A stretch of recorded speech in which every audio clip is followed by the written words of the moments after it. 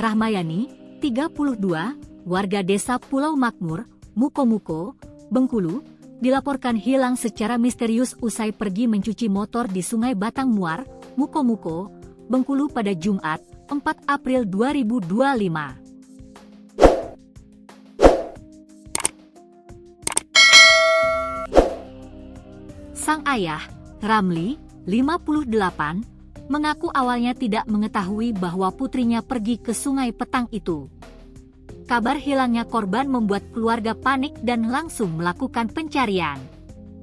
Korban dikabarkan hilang di sekitar kawasan tempat pelelangan ikan, TPI, Desa Pulau Makmur. Kejadian itu pertama kali diketahui oleh warga yang berada di sekitar lokasi.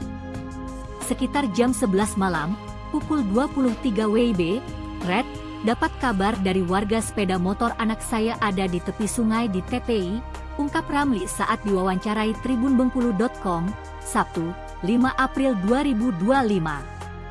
Ramli menjelaskan, saat itu korban sempat berpamitan untuk pergi. Ia tidak merasa curiga karena korban memang kerap keluar rumah untuk menagih uang koperasi dari warga. Pamit seperti biasa karena kerja dia di koperasi, jadi biasa kalau pamit sore-sore, mungkin mau nagih uang koperasi, tutur Ramli. Namun ternyata, Rahma sore itu diduga pergi ke sungai untuk mencuci motor. Hal itu diketahui Ramli dari informasi warga, bahwa Rahma sempat meminjam gayung. Ada gayung yang dia pinjam dengan warga untuk mencuci motor. Gayungnya ditemukan saat orang mau mengambil udang di ujung sungai, jelas Ramli. Menurut Ramli, saat sepeda motor korban ditemukan, kondisinya masih dalam keadaan aman. Kunci motor masih menempel, dan barang-barang pribadi seperti handphone, jaket, helm, dan sandal juga masih berada di atas motor.